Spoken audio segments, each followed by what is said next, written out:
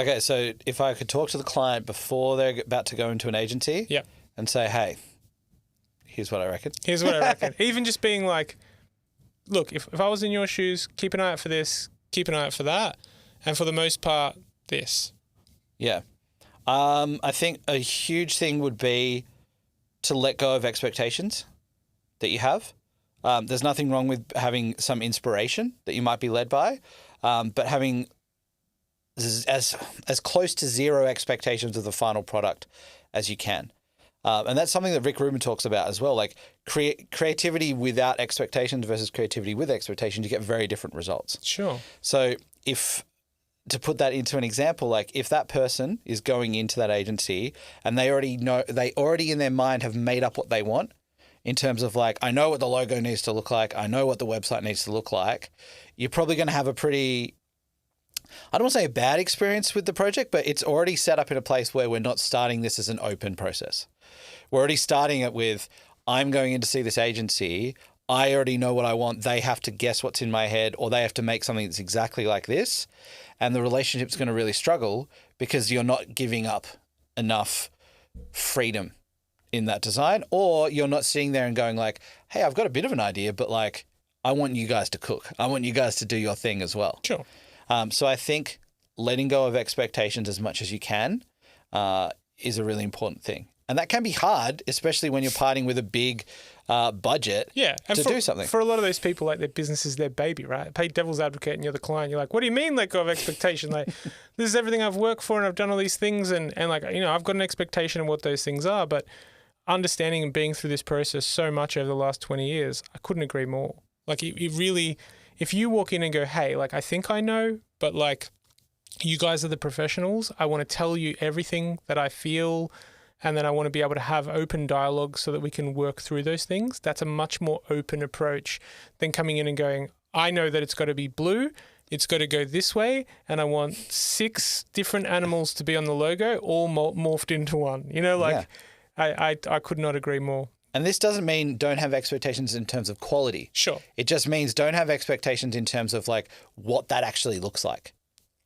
Because then again, in that scenario, you're not going to be the professional. Sure. Just like us as running an agency, we're not going to go to our financial advisors and say, no, this is how our tax return should look. We're going to say, hey, what should we do here? Yeah. You're the expert. Help us out in that. Sure. I think that all plays into this as well, like acknowledging that you want to be working with experts in fields in any regard, and you're always going to have a better result if you're letting that person be the expert in that field and actually listening to what they say. Sure. And taking that on. And it goes both ways too. Like, even though self-proclaimed experts in the field, I think it's our job to make sure that we're doing the best possible way to listen and to hear everything that's been said, but then have an open dialogue. I think the worst agencies are agencies that are quote unquote yes men, right? Like there's like, this is what I want. And they're like, cool, here's the price, let's go. And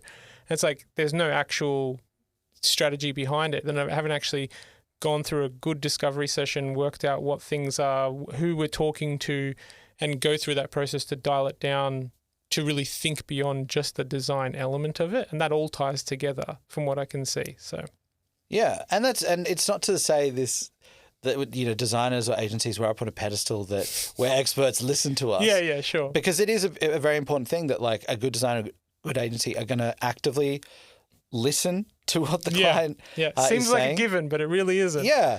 But you're actually going to go, yeah, this client is the expert in their field. I want to learn as much as I can from them, because that's what's fueling the output. Yeah. So if we're like going, hey, you are a farmer, you're the biggest dairy farmer in the state, right? You're going to know a thing or two about dairy. So if we're doing a project, we're not going to go, all right, cool. No, we got it. Don't worry. We'll just do our thing. You better let us do it. Sure. We're going to go, cool.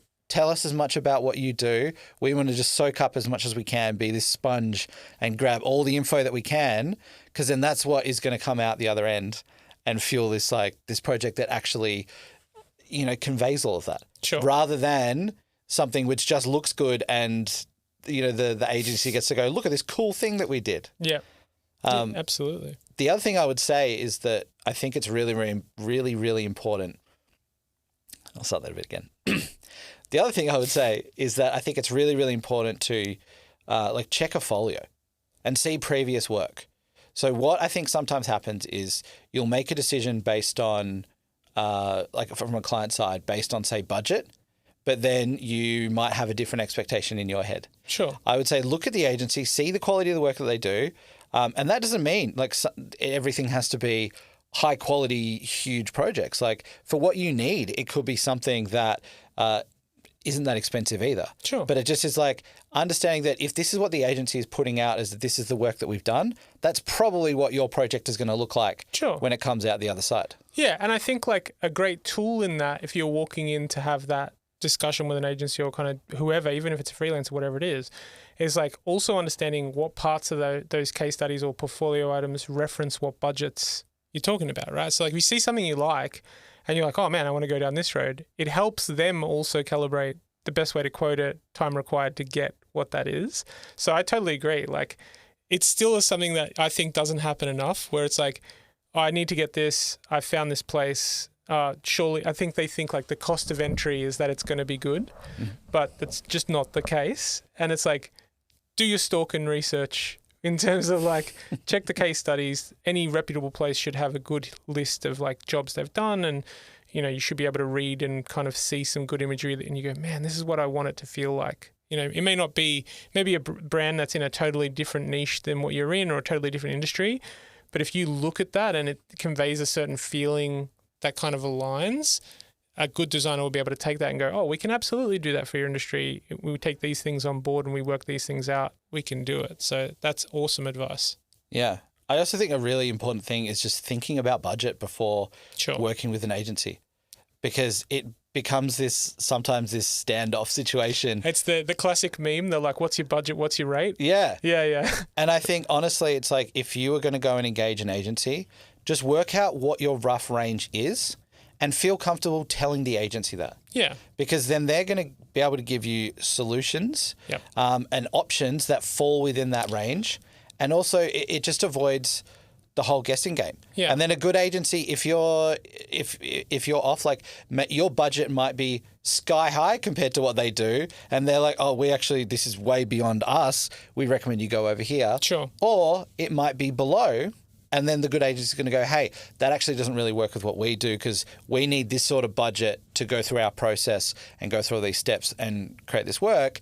Why don't you go for this option? Yeah. And those options can be very simple sometimes too.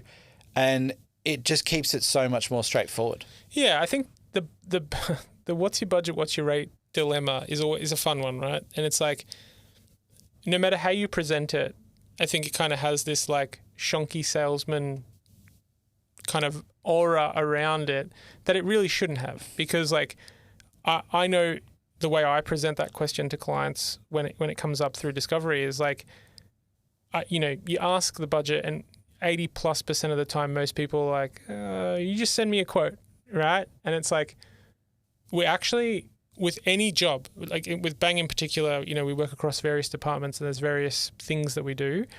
Having an idea of a range, like you say, like it's 2,000 to 5,000, 5,000 to 10,000, 10, whatever the range is, we can go, okay, if this is where we are and this is where the goalposts are, I'll do you one better. I'll give you an option that's at the lower end of that and a budget that's at the higher end of that, and then you can see what contrastually you get between those two things. And like, I want to be armed with that when I'm coming in. I want to be able to have that. Go like, okay, it's kind of like you're making a decision between buying a couple of two TVs, and you're like, okay, this TV is this much and this TV is that much, but with this TV I get this resolution and these features, but with this I get that. You know what, I'm going to treat myself and get the bigger one because that's what I want to do. Going in with not is like going into JB Hi-Fi and going, hey, like send me a price of like a TV. And they've got to pick between all of these different offerings that all have these different things. And there's a higher probability they're going to pick something that isn't suitable, right? So like, I think that's a good way to kind of look at it. And I totally agree that being comfortable with budget, because you should know, like you should be able to come in and go, that even that idea in your head that's like, hey, listen, like I've got between this and this to work. I really don't want to push the higher end of this. So if you can kind of work closer to the middle of this, but if it's something really important, I will sacrifice this coat of paint I'm going to do on my fit out, extra coat of paint to get this thing done if you think it's really important, right? And it's like, be willing to be guided and take feedback, because the thing is, being in the marketing space, the design space, any of this kind of stuff, you know, like I've been doing it 20 years, you've been doing it a bit more than that. You see, the case studies that you see of like businesses, what's worked, what hasn't worked, you learn really quickly over time that like it's in our best interest to see the client succeed. This is the biggest like misconception in the world. It's like at Bang in particular, our business is built on long-term relationships. So if you come in and we do a bad job, the chances of you coming back are very low, right? If not, none at all. So it is in our best interest to do that best job. And if we have an idea of where your budget is, you've probably got a higher probability of getting like a packaged rate that's, you know, we're kind of like, I know this is going to do really well if we do this. I'm going to bring the rate a little bit down to squeeze it into this budget to make it happen. But if I don't have it, then I don't know, then I can't get it across the line the way I want to. So it's like, I totally agree that is like such an important thing to consider early on. Yeah. 3 good tips off the bat. Well done. You've done this before. A little bit. But I think this stuff, it's like you get it through experience. Yeah. And like on things like budget, like just simplify decisions sometimes. So instead of thinking like, I need this new website, I need this new brand, what do I spend? Oh, I've got absolutely no idea. Just like you said, just try and roughly work it out. Yeah. Think of it like food. Like, how much is food? You know, we can go to like Vue de Monde, like the, you know, one of the best restaurants in Australia, like spend hundreds of dollars. We can go to Macca's and spend $10. Sure. We can still get fed by it, but it's just like, what do we actually need at that time? Sure. Sometimes you need the Macca's. Yeah. Sometimes you might need just that quick solution, something that's cheap, and you're actually not that worried Sure. about it. Other times, though, you might want to go, hey, we actually really need something that's as high end as we can go here. Yeah. And I think what is also about it is it's acknowledging that agencies have different processes. Sure. Designers have different processes, different levels of experience too. If someone's been doing it for 20, 30 years and there's a whole team, they're going to do it in a certain way. Sure. Someone else is going to do it completely differently. So costs vary so much around it. But if you have an idea of what you're comfortable spending and then you see the work that the agency does, yeah. then you go through with the project, it doesn't matter. It doesn't matter if another agency would have done it for half as much, because there'll be another agency who would have charged you twice as much. It's true. That is so true. That's such a clever way to think about it as well. But yeah, I would say probably the only piece of advice that I would add, I wouldn't give 3 because I think you smashed out the 3 that I would say. I think the one addition I would say is like, be transparent about where you are in business. Because like sometimes, and this has actually happened quite a bit at Bang, where like a client will come in and they're like, hey, I've got this idea for a business, right? And it can kind of span in 2 directions. It's a really solid idea and you're kind of ready to like hit the ball running. We can help you at the beginning with like picking the right name, and like you can bring the brand, the entire process from start to finish in, and you'll get a really good output, right? But we may find through that conversation that at that early stage, you actually don't know what the product is yet, right? So it's like so early that you kind of need to like do a little, make a couple of mistakes, refine some things before you go and invest and do it. And like my dad used to always say, like, you know, if your coffee and your food is good in your cafe, your seats can be milk crates. And it kind of falls into that same philosophy where like, I would absolutely, and I've done it many times, give the advice to be like, hey, like you could probably use like a Fiverr or a freelancer network to kind of get this done really cheap and that's enough to test your product and get things out there. And you may work out of these 5 ideas that you have that these 1 or 2 are actually the direction that you actually are more profitable in or enjoy more or whatever that might be. And then you bring that, it's just one step along in the process where you're like, actually, I've worked out this is it right here. Then that, I feel like making sure the time is right is like an important part of it. And like a lot of the time, a good agency will be able to sit down and they'll give you that advice, but it's a good idea to start thinking about it as you're coming in there. I find the people that get the best out of us are the people that come in and they're like, all right, Ready? Story time. This is where I'm at. These are things that are good. These are things that are bad. These are things I'm just not sure about. I don't know if I need a logo. I need a website. Do I need a digital marketing campaign? Do I need video? Do I need photo? What do I do? This is all so overwhelming. I don't know where to begin. And usually in a quick chat, we can piece together relatively quickly whether it's like worth progressing in an area where we can help them, or whether it's worth giving some good free value to kind of steer them in the right direction, to maybe nudge them along a little bit to refine down the offer before we go and help them beyond. So I think timing is really important to kind of dial that into. Yeah. And I think to touch on what you said there, what ties into that too is that it can be really helpful sometimes to go in something and being comfortable with just being like problem aware and not feeling that pressure to be solution aware. Yeah. So if you feel that pressure of like, I've got this problem with my business, I need to work out what to do with it. I'm going to work that out by myself. Oh, it must be our website. I need a new website. And then you're going in and you're like, I need a new website. Just build one for me. Sometimes there can be that idea because it's like, I want to work out what I need first. Sure. Versus if you go in and go, hey, here's the problem we're having with our business. We're struggling to attract, we run a boutique spa and we're struggling to attract new clients to come down. Sure. Having more of that open conversation, you're probably going to get a much better idea where an agency will go, if that's the problem and you've got, 20 grand to spend on it, it's probably not worth you doing a 20 grand site. Let's do more of a landing page and let's put as much of your budget as we can into a marketing campaign around it. And so if you're having that sort of openness, like, hey, I don't know all the answers to things. Yeah. I know what the problem is, or I think I know what the problem is. Sure. You tell me what you think.